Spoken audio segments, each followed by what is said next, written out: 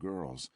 Considering my long, pale face and hound dog eyes behind black-rimmed glasses with thick lenses, maybe I already knew that even through adulthood I'd never be a guy who had flocks of pretty girls in flight around him. I had the love of my sister and my saxophone, and that was enough. It had better be enough, because Amalia and I didn't have a home life that would be suitable for a TV show like Ozzie and Harriet or Leave It to Beaver. Our old man was a machinist, a foreman for an entire shop of lathe operators, most of the time as silent as a rock, a cold man, who by his stare alone could convey his disapproval and his ardent wish that he could hold you to his lathe and shape you into someone more appealing. Chesterfield cigarettes were to him what the Eucharist is to devout Catholics.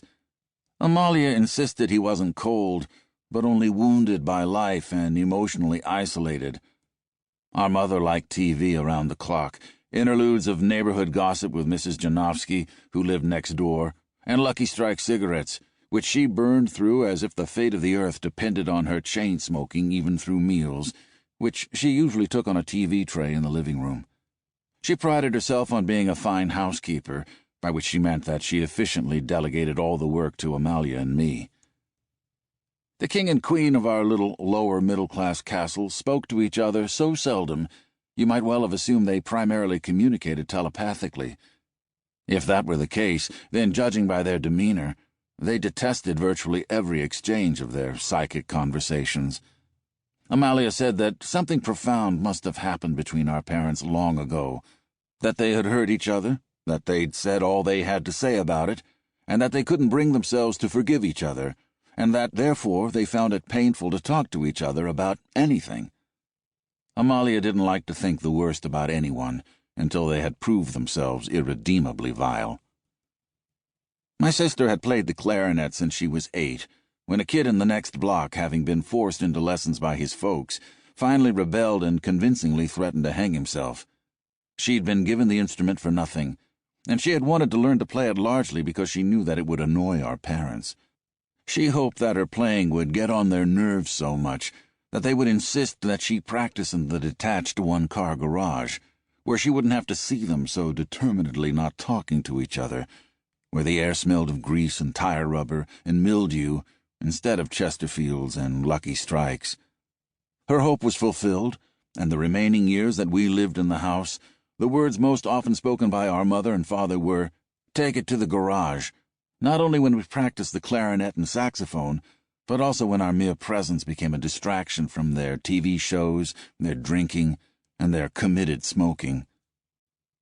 Amalia became pretty darn good on the clarinet, but I proved to be a prodigy on the saxophone, self-taught and self-polishing, always working to get a little better. Playing the sax was the one thing I could do that was graceful. With a 4.0 grade point average and considerable writing talent, Amalia was an amateur musician with bigger things than a dance band in her future.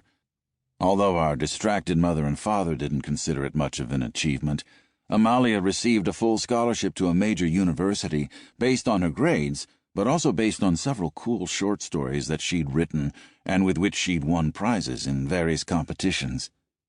I was proud of her, and I wanted her to succeed big time, and I wanted her to escape the cancer clouds and the gloom and our parents' bitterness that made the Pomerantz place so like Poe's House of Usher just before it sank into the swamp. At the same time, I couldn't imagine what my life would be like when, at the end of that summer, she went far away to school, leaving me as the only member of the family who didn't want to eat dinner off a TV tray. In early June, nearly a month before I heard Jonah Kirk rocking that Fats Domino tune at his grandfather's house, across the street from our place, a weird thing happened next door. The residence in question was not to the east, not the Janofsky place, where my mother and Mrs. Janofsky regularly shared gossip, most of it delusional fantasy, about the marital relations of other people who lived on our block. It was instead one door west of us, at the former Rupert Clockenwall place, which had been unoccupied ever since old Mr. Clockenwall died of a massive heart attack a month earlier.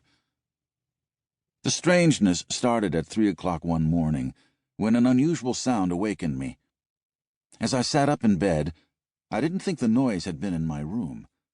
I was pretty... To keep listening to this audiobook, I've left you a link in the description so you can do it, at no cost thanks to Audible's 30-day free trial.